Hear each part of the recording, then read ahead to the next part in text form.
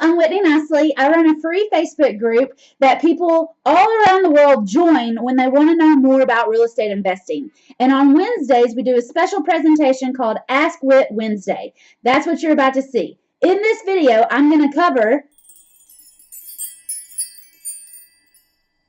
You like that? It's pretty fancy, huh? All right, stay tuned, and I'll be glad to answer any questions you have at the end. Just submit them in the comments or join my Facebook group. Go to whitneynicely.com/group, answer 3 little questions, and then you can ask me next week's questions. What is a lease option? Somebody asked me that in the group the other day. What is a lease option? Well, quickly, a lease option is a really fancy rental agreement between you and a seller that says that you have the option to purchase the property at a certain price at a certain point in the future. And in the meantime, before you close on that, you close them out, cash them out, you are going to lease the house and make payments every single month, okay? So it's a fancy rental agreement that says you're going to be renting the house every month for the next 5 to 10 years. And if at any point in that time or at that time, you can buy the house for a price we agreed upon now. All right, that's a lease option. You can call it a rent to own. Some people call it owner financing or seller financing. It's a little bit different than that. Owner financing or seller financing is on a free and clear house. I like to say that a lease option is a Band-Aid. It'll go on a free and clear house that you're going to make payments on and buy in a little while.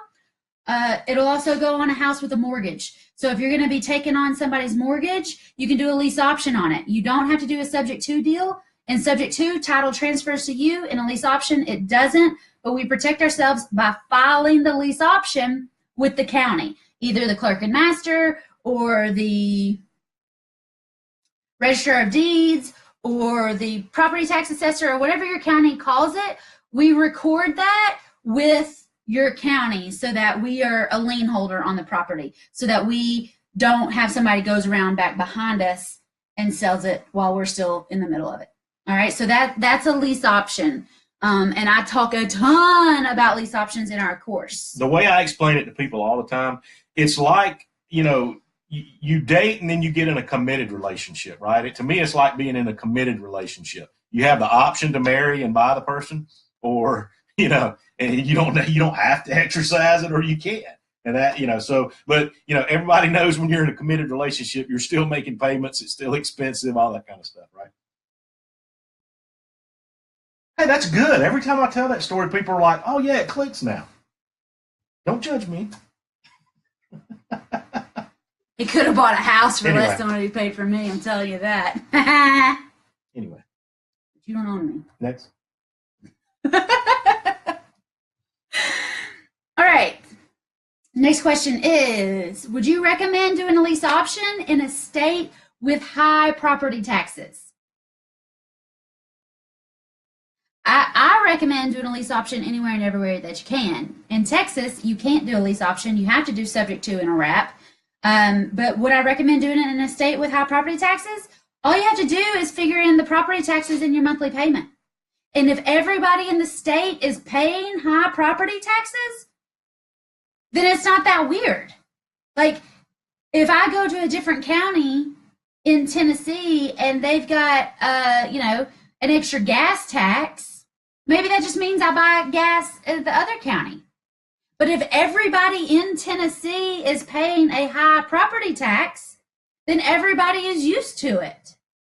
All right? Whatever works, whatever people are used to, whatever, hold on, Florence, whatever you have going on that's regular and normal in your market, then it's regular and normal. I wouldn't say that it's just going to be impossible just because you have high property taxes. You have to figure that into your monthly rent.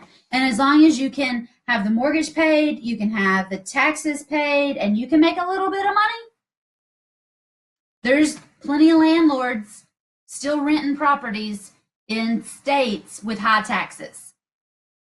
You want to buy in your area? Then buy in your area. You'll find tenants, you'll find tenant buyers, you'll find sellers. Maybe not in California because people are crazy out there. And I want to clarify, Florence made a really good point. In Texas, if a house has a mortgage on it, you can't do a lease option to buy that house. You have to take the property subject to and put a wraparound mortgage on it. If you own a house free and clear in Texas, you can lease option that house out because it is your house. What you can't do in Texas is lease option somebody else's house and then sell it on a lease option. You can't do a sandwich lease option in Texas. If you own a house free and clear, or I don't know, maybe if you have a house with a mortgage on it and you decide to do a lease option, you might be able to do that in Texas, but you can't do a sandwich lease option in Texas. I feel like a cheerleader or an air flight controller here.